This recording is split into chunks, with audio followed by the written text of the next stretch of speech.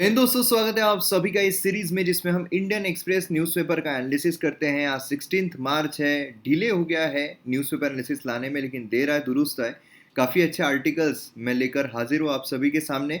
तो यहाँ पर सबसे पहले तो हम देखने वाले हैं जो राइट टू वियर हिजाब, मतलब यहाँ पर हिजाब की जो कंट्रोवर्सी देखने को मिली थी, तो हाई कोर्ट के द्वारा जजमेंट लाया गया है, उसको डिकोड करेंगे।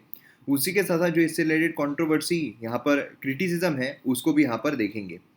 दूसरा यहाँ पर मेडिकल डिवाइस ड्राफ्ट पॉलिसी जो है उसको कवर करेंगे। एंड इकोनॉमी से रिलेटेड एक आर्टिकल देखने को मिलता है और कुछ प्रीलिम्स बूस्टर। तो इस तरीके से हम यहाँ पर ओवरऑल जो एनालिसिस है वो देखने वाला है। तो काफ़ी इंटरेस्टिंग वीडियो होने वाला है। चलिए शुरू करते हैं।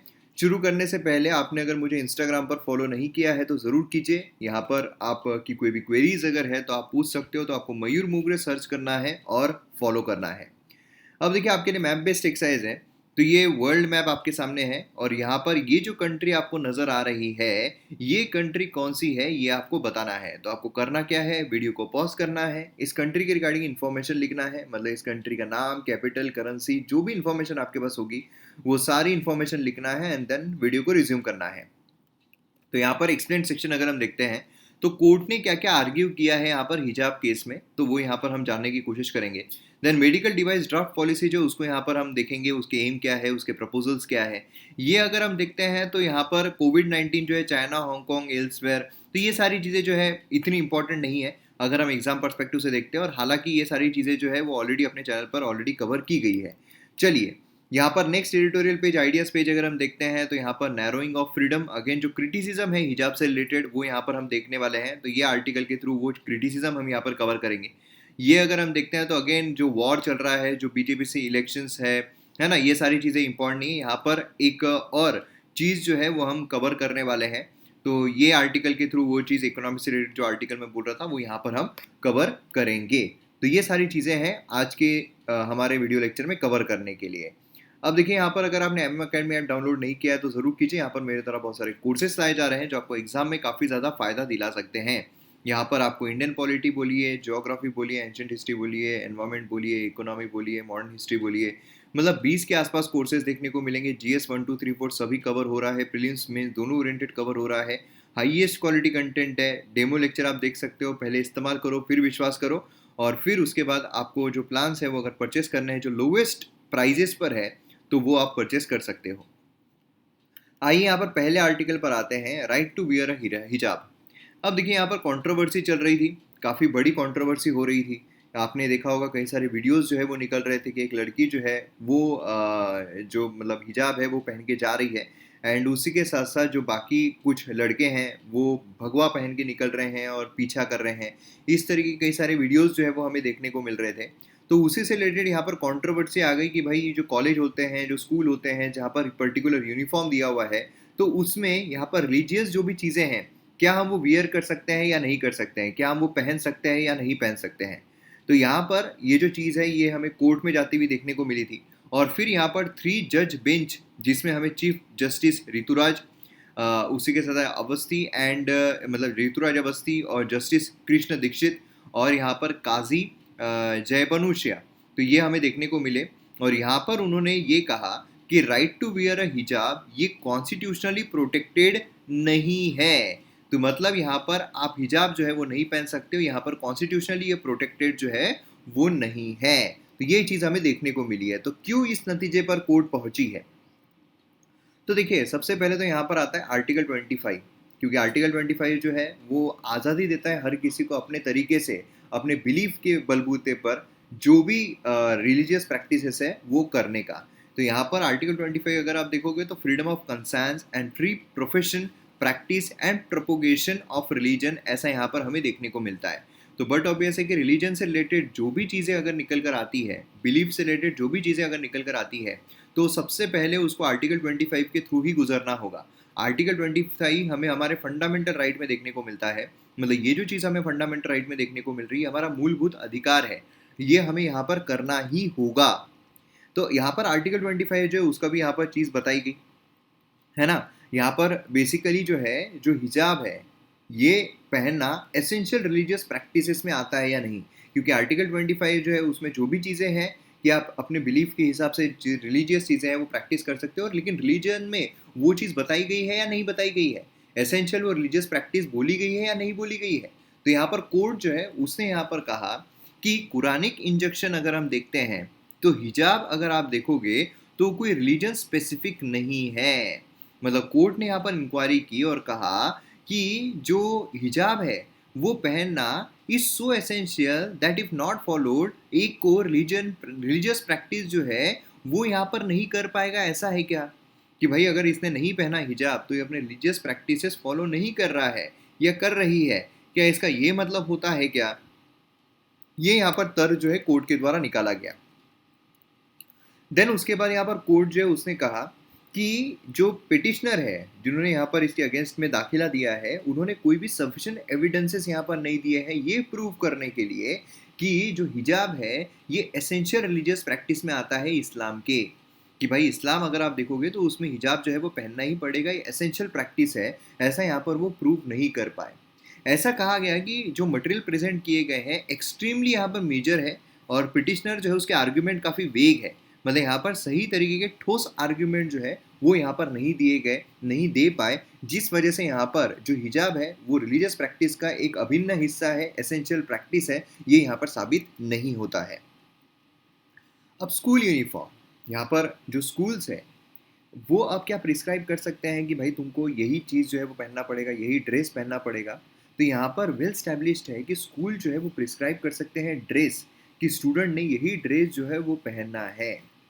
मतलब कि यहाँ पर जो ओपिनियन है वो इस तरीके का दिया गया है कि जो एडवांस कंट्रीज है वो भी एक जनरल प्रिंसिपल पर काम करती है। जो स्कूल अथॉरिटीज़ है वो यहाँ पर एक रीजनेबल रेगुलेशंस लगा सकते हैं कि नहीं तुम ये नहीं पहन सकते हो, तुम ये नहीं ला सकते हो, तुम यह पहनना है, तुमको यही पहनना है। इस तरीके की कुछ जो अथॉरिटी है वो ला सकती है। और यहाँ पर भी जो स्कूल है, कॉलेजेस है, वो यहाँ पर जो बोलेंगे उस तरीके से चलना पड़ेगा।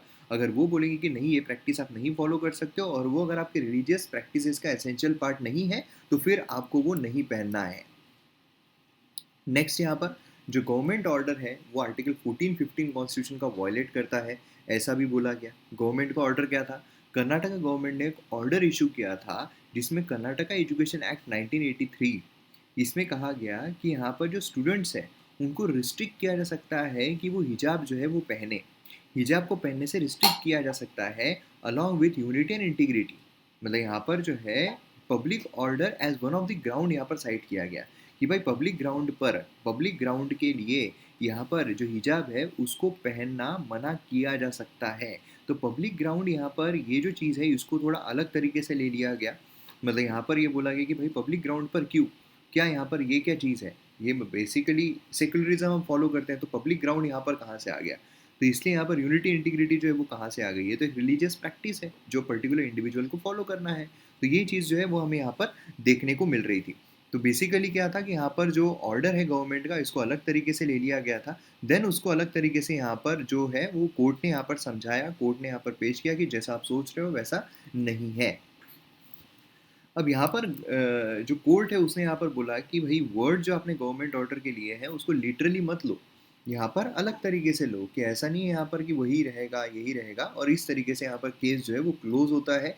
यहाँ पर इसका कोई भी मतलब नहीं है। तो जो भी यहाँ पर हो रहा है एसेंशियल प्रैक्टिसेस में नहीं आता है हिजाब, तो अगर उसको मना किया जा रहा है तो उनको मना किया जा रहा है। ठीक है।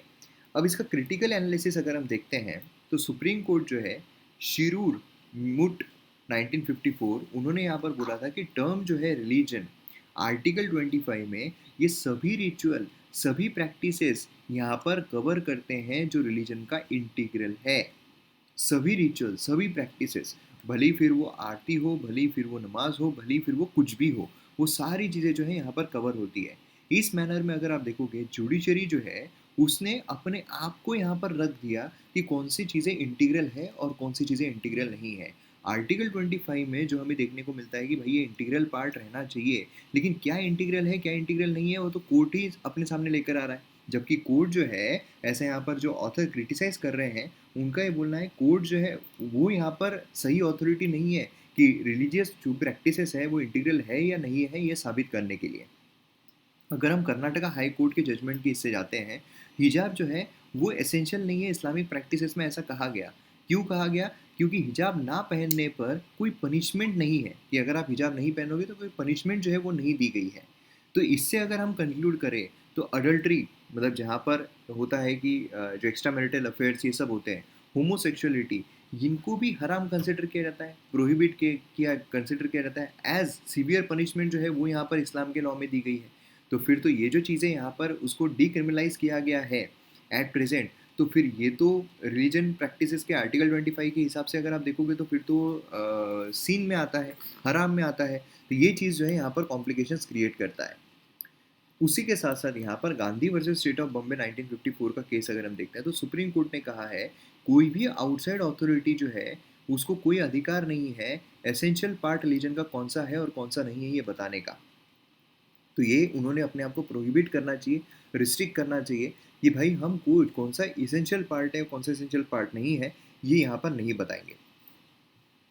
मतलब ऐसा भी यहाँ पर बोला गया है कि जो वेदास में जो श्रुतिज में नहीं लिखा गया है हिंदू प्रैक्टिसेस के लिए एसेंशियली में, तो क्या फिर उसको हम नहीं कंसिडर करेंगे? अगर उसको कंसिडर नहीं करेंगे, वो प्रैक्टिसेस को हम कंसिडर नहीं करेंगे, तो फिर तो वो हिंदूज के अगेंस्ट में जाना हो गया, ऐसा यहाँ पर कहा जा रहा है। सबरीमाला रिव्यू अगर हम देखते हैं, सबरीमाला टेम्पल, आपको केस याद होगा सबरीमाला टेम्पल, तो उसमें भी क्लियरली बोला गया है कि सुप्रीम कोर्ट इटसेल्फ ये डाउट में था कि यहाँ पर एसेंशियल डॉक्ट्रिनिटी जो है उसको यहाँ पर कंसिडर किया जाना चाहिए, करेक्ट किया जाना चाहिए, नहीं करना चाहिए। मतलब यहाँ पर कोर्ट जो है क्या उसने क्लर्जी का रोल जो है वो अदा करना चाहिए, जबकि कोर्ट जो है वो यहाँ पर सही अथॉरिटी नहीं है। तो ये सारे क्रिटिकल हमें पॉइंट जो है वो देखने को मिलते हैं जजमेंट के लिए। तो आपकी क्या राय है इस मुद्दे पर, आप कमेंट सेक्शन में ज़रूर बताइएगा। चलिए नेक्स्ट इस पर आते हैं, मेडिकल डिवाइस ड्राफ्ट पॉलिसी यहाँ पर हमें देखने को मिल रहा है। तो गवर्नमेंट जो है वो यहाँ पर प्रपोज कर रहा है न्यू पॉलिसी जिससे कि इंडिया की डिपेंडेंसी जो है मतलब मेडिकल डिवाइसेस के इंपोर्ट्स पर वो यहाँ पर कम हो जाएगी। क्या है कि हम यहाँ पर काफ़ी सारे मेडिकल डिवाइसेस जो है उनको इंपोर्ट करते हैं, और इतने इंपोर्ट करने की वजह से क्या होता है कि हम डिपेंडेंट हो जाते हैं दूसरी कंट्री पर, दूसरे देश पर। जैसे कोरोना के टाइम पर हमने देखा कि भाई जो किट है वो भी हम इंपोर्ट कर रहे थे, बहुत सारी चीज़ें हम इंपोर्ट कर रहे थे, जिसकी वजह से क्या हो रहा था हम डिपेंडेंट हो रहे थे उन देशों पर कि भाई जब सप्लाई चेन डिसरप्शन हो गया तो फिर हम उन कंट्री से कुछ मंगा ही नहीं पा रहे थे, हमें वो चीज़ मिल ही नहीं पा रही थी। तो यहाँ पर ये ड्राफ्ट पॉलिसी लाई गई है जिससे कि हम मेडिकल डिवाइसेस जो है उसके लिए कम निर्भर हो जाए दूसरे देशों पर। मतलब कई सारी ऐसी चीज़ें हैं जो हम बाहर के देशों से मंगाते हैं। 80% जो मेडिकल डिवाइसेस है करंटली कंट्री में जो बेचे जाते हैं वो हम इंपोर्ट कर रहे हैं, 80%, है ना? तो यहाँ पर 80% सोचिए कि अगर कोई डिसरप्शन इस तरीके का आ जाता है, जैसे कोरोना काल में हमें डिसरप्शन देखने को मिला, वैसा कोई डिसरप्शन आ जाता है, वैसे सिनेरियो में कितना बड़ा प्रॉब्लम जो है वो हमें फेस करना पड़ेगा, कितनी बड़ी समस्या जो है वो हमें यहाँ पर फेस करनी पड़ेगी, है ना? तो इसीलिए यहाँ पर क्या है इसकी डिपेंडेंसी जो उसको कम करना यहाँ पर बहुत ज़्यादा ज़रूरी है। अब ऐसे सिनेरियो में यहाँ पर ये पॉलिसी जो है उसकी ज़रूरत क्या है? सीधी-सीधी सी बात है, नियरली 80% जो है हम इम्पोर्ट कर रहे हैं, है ना? इसलिए इंडिया जो है इंडियन प्लेयर अगर आप देखोगे तो वो टिपिकली यहाँ पर लो कॉस्ट या लो टेक्नोलॉजी प्रोडक्ट जो है उस पर ज़्यादा रिलाय करते हैं। जैसे डिस्पोजेबल्स हो गए, कंज्यूमेबल्स हो गए, जिसकी वजह से क्या होता है कि हाई वैल्यू जो है, हाई वैल्यू शेयर वो फॉरेन कंपनीज़ को जाता है कि वो हमारे यहाँ पर इम्पोर्ट करें। हम जो मेन चीज़ें हैं, मेन जो मेडिकल डिवाइसेज़ हैं वो यहाँ पर प्रोड्यूस ही नहीं करते हैं, वो मैन्युफैक्चर ही नहीं करते हैं, जिसकी वजह से मेक इन इंडिया जो है वो भी यहाँ पर हैम्पर होता है। अब ज़रूरत क्या है? तो देखिए इस पॉलिसी के तहत गवर्नमेंट जो है वो एम कर रही है कि इंडिया का इंपोर्ट डिपेंडेंसी जो है वो हम रिड्यूस कर सकें। मतलब नियरली 30% जो है, जो अभी 80% चल रहा है उसको 30% पर लेकर आ जाए अगले 10 सालों में। और उसी के साथ साथ one of the top 5 global manufacturer hub बने हम मेडिकल डिवाइसेस के 2047 तक। पॉलिसी जो है ये एम करता है कि इंडिया का पर कैपिटा स्पेंड जो है मेडिकल डिवाइसेस पर वो भी यहाँ पर इंक्रीज हो जाए। इंडिया का लोएस्ट पर कैपिटा स्पेंड हमें मेडिकल डिवाइसेस में देखने को मिलता है $3। कंपेयर टू ग्लोबल एवरेज अगर हम देखते हैं तो कंजम्पशन $47 है। Significantly lower per capita consumption developed nation जैसे कि यूएसए अगर हम देखते हैं तो $415 है, एंड जर्मनी $313 जो है वो हमें देखने को मिलता है। तो इसके तहत हमें ये देखने को मिलता है कि भाई इंडिया बहुत कम स्पेंड करता है, इंडिया का पर कैपिटा बहुत कम है मेडिकल डिवाइसेस के लिए, तो वो हमें यहाँ पर डेवलप करना या बढ़ाना बहुत ज़रूरी है। अब यहाँ पर की फोकस एरियाज जो है ड्राफ्ट के कौन कौन से हैं? की फोकस एरियाज अगर हम देखते हैं ड्राफ्ट पॉलिसी के, उसमें हमें कोर टेक्नोलॉजी प्रोजेक्ट जो है उसको इंसेंटिवाइज करना। जो कोर टेक्नोलॉजी प्रोजेक्ट्स हैं, जो एक्सपोर्ट है, टैक्स रिफंड्स एंड रिबेट्स के द्वारा वो यहाँ पर देना, जिससे ही क्या है हमारा एक्सपोर्ट जो है वो भी यहाँ पर इंक्रीज हो। जब एक्सपोर्ट इंक्रीज होता है तो अपने आप चीज़ें जो है वो बेहतर होती जाती है।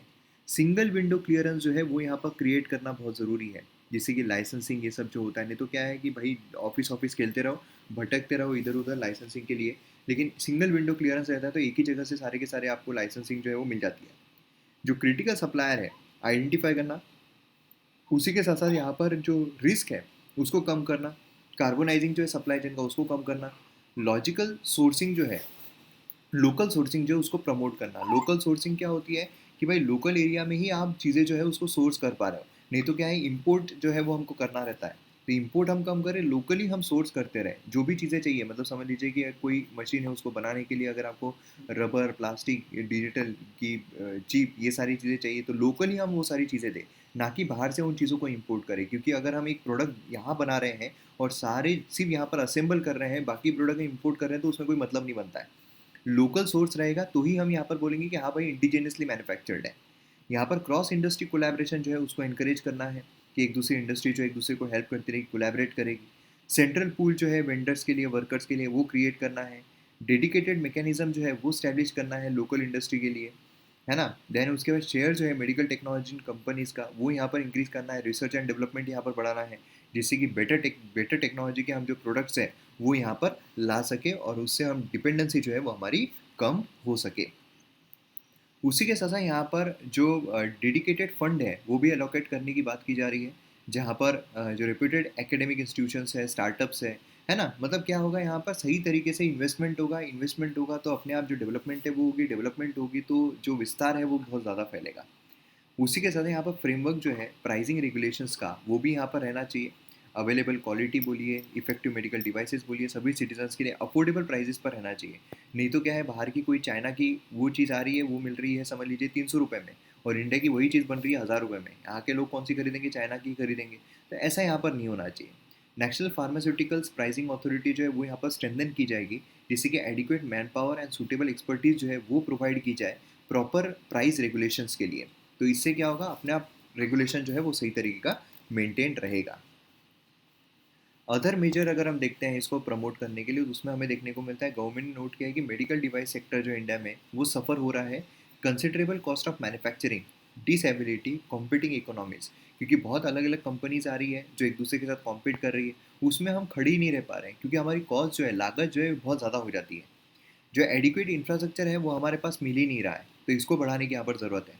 जो डोमेस्टिक सप्लाई चेन है, लॉजिस्टिक है, वो यहाँ पर प्रॉपर तरीके का नहीं हो रहा है। हाई कॉस्ट ऑफ फाइनेंस हो रहा है कि भाई पैसा बहुत ज़्यादा लग रहा है, बनाने को ही 1000 रुपये लग रहे हैं, उससे प्रॉफिट लेंगे तो 1100 रुपये हो रहे हैं, लेकिन बाहर वही चीज़ जो है वो बाहर सस्ते में आ रही है और 800-900 रुपये मिल रही है। इन एडिक्वेट अवेबिलिटी जो है पावर की वो हमें देखने को मिल रही है।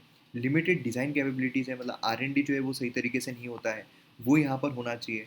लो फोकस जो है रिसर्च पर, डेवलपमेंट पर एंड स्किल डेवलपमेंट पर, वो यहाँ पर हो रहा है, तो ये भी हमें बढ़ाने की आवश्यकता है। तो मैं उम्मीद करता हूँ ये टॉपिक आपको बहुत अच्छे तरीके से समझ में आ गया होगा। अब यहाँ पर अगर आप देखोगे तो जो स्पेशल सिचुएशन फंड है वो क्यों ज़रूरी है, इसके बारे में इस आर्टिकल में यहाँ पर बात की जा रही है। तो बेसिकली टाइटल जो है वो यहाँ पर गलत हो गया है। टाइटल चाहिए स्पेशल सिचुएशन फंड, ये यहाँ पर ज़रूरी क्यों है। तो इकोनॉमिक्स से रिलेटेड टॉपिक है, जीएस पेपर 3 के लिए काफ़ी ज़्यादा इंपॉर्टेंट है, तो ये हम यहाँ पर जानने की कोशिश करते हैं। तो इसमें अगर आप देखोगे स्पेशल सिचुएशन फंड क्या है, तो इसमें ओवरऑल यहाँ पर दो चीज़ें जो है वो हमें काफ़ी क्रूशियल रिफॉर्म देखने को मिले हैं इंडियन फाइनेंशियल मार्केट में। एक तो है कि सेबी जो है वो यहाँ पर लेकर आया है regulatory framework for special situation fund, and दूसरा है आरबीआई ने अप्रूव किया है new dual structure bad bank. अब यहाँ पर दोनों ही चीज़ें क्या है, सबसे पहले बैड बैंक जो है वो समझ लेते हैं। बैड बैंक क्या है, समझ लीजिए यहाँ पर एक बैंक है। अब बैंक जो है उससे इसने बेसिकली समझ लीजिए कि एक आदमी ने लोन लिया है, ठीक है। ये लोन समझ लीजिए कि लिया है 1000 रुपये का। अब ये 1000 रुपये के पैसे यहाँ पर इसको चुकाने हैं, पर ये चुका ही नहीं पाया, है ना। तो अब ऐसे सिनारियों में क्या होता है, इसकी बैलेंस शीट खराब हो गई, इसको 1000 रुपये का नुकसान हो गया। अब ये 1000 रुपये के नुकसान की भरपाई के लिए बैड बैंक जो है वो यहाँ पर आती है। बैड बैंक क्या करती है, ये पूरी जो एसेट है 1000, क्योंकि कुछ मॉर्गेज वगैरह रखा हुआ होता है, तो जितने भी एसेट्स हैं, है ना, ये यहाँ पर खरीद लेती है। फॉर्ड से कि यहाँ पर पूरा 1000 रुपये जो है वो इसको दे देंगे, एंड जो भी एसेट्स है वो यहाँ पर इसके पास ले लेंगे। अब ये जाएगा इसके पास, ये बोलेगा कि भाई देखो, तुमको पैसे जो है वो 1000 रुपये पे करने हैं। 1000 रुपये तुमको इंस्टॉलमेंट में टोटल समझ लो 20 साल में देने हैं। तो तुम एक काम करो 25 साल में दे दो, चलेगा क्या? ये बोलेगा नहीं भाई नहीं चलेगा। ये बोलेगा ठीक है, तुम 1000 रुपये जो है वो तुमको पे करना है, तुम 1000 रुपये पे मत करो, तुम 900 रुपये पे करो, तुमको डिस्काउंट 100 रुपये का, चलेगा क्या? बोलेगा नहीं भाई नहीं चलेगा। ओके, तो फिर ये क्या करेगा? ये लिक्विडेट कर देगा, मतलब ये जो इसके पास एसेट्स आए हैं इसको बेच देगा, लिक्विडेट कर देगा। ठीक है, मतलब किसी और को बेच देगा, कोई और उस कंपनी को हैंडल कर लेगा, कोई और उस कंपनी को चलाने लग जाएगा। तो ये हमें यहाँ पर देखने को मिलता है बेसिकली बैड बैंक का काम। ठीक है, अब यहाँ पर अगर आप देखोगे तो बेसिकली स्पेशल सिचुएशन फंड जो है वो भी कुछ इसी तरह काम करती है। ये बेसिकली क्या कर रही है, डायरेक्ट बैड बैंक जो है बीच में ना आके सीधा जो है इन्वेस्टमेंट यहाँ पर जो बैड एसेट्स होते हैं उसमें कर लेना, कि भाई इसमें हम इन्वेस्टमेंट जो है वो कर लेंगे।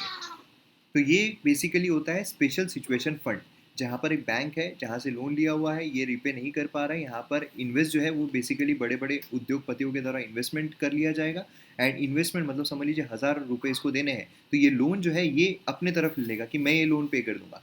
तो जितना भी 1000 रुपये के शेयर्स इस कंपनी के हो रहे होंगे वो सब इसके हो जाएंगे।